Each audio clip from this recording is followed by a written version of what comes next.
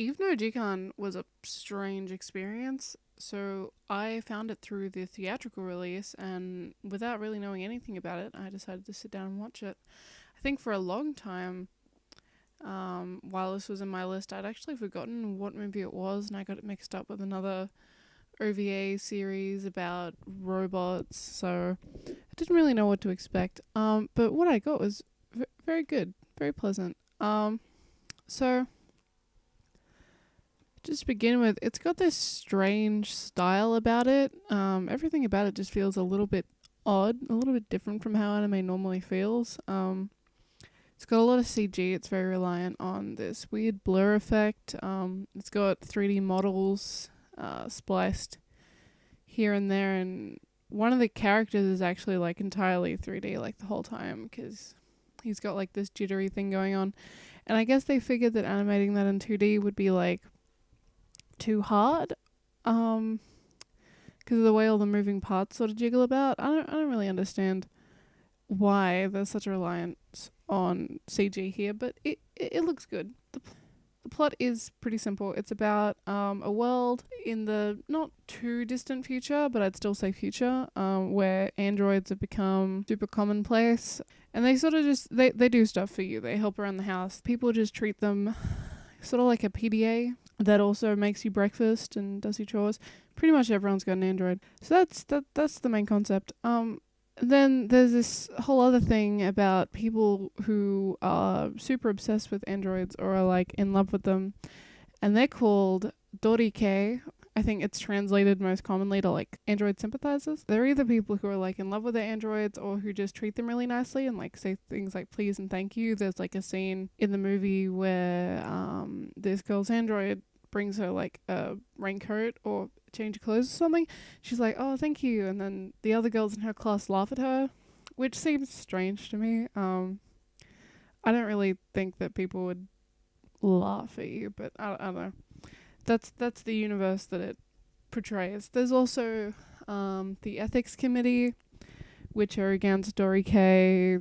They think that androids are like dangerous. They kind of seem like one of those militant traditional values groups that exist in real life, but they're against androids. Yeah, so that's the universe. The actual plot itself follows this one dude who notices that his android has been like acting strangely. It's not following its orders exactly because it's wandering off in the afternoons, and so he goes and finds out what it's doing and follows it into this weird cafe where there's a rule that androids and humans are treated exactly the same. Cool concept. I just want to get into some of the strange things about this that really interested me, because like I had no idea what I was getting myself into when I watched it, because it'd been so long since I guess I took interest in it to when I finally got around to watching it. The visuals are really striking. There's so much, well, there's a lot of CG. There's also a lot of visual effects that are just unusual, like there's a lot of POV. I'm not really sure why. I cannot think of a reason why that would be there, but it is. There's motion blur, and then there's 3D models imposed into this 2D space. Like one of the whole characters is like 3D. It's very strange. And it's also got a weird sense of humor. Like, at first I wasn't sure if I was meant to be laughing at things or if I was meant to be taking them seriously, but I think once you get used to it, it's a bit easier to just relax and be like, oh, okay, they're trying to make it funny. I won't spoil too much of it for you, but I'll probably just show you what I mean.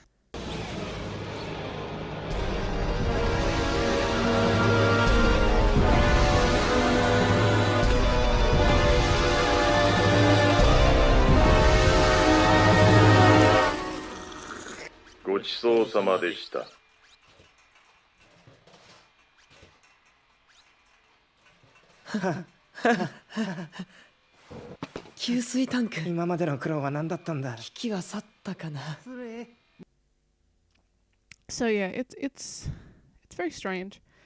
But overall, was it enjoyable? Yes, absolutely. Especially because it felt so different from like any other anime that I've seen, any other movie that I've seen. And I'm not super I'm not super anime savvy yet, so of course, like, there might be a ton of things like this that I just haven't found yet. But as a casual, it surprised me. I really did enjoy myself. The one problem I have with it is sequel bait. So much sequel bait. This. I hesitate to tell too much about it because it's one of the most interesting things when you're going through it.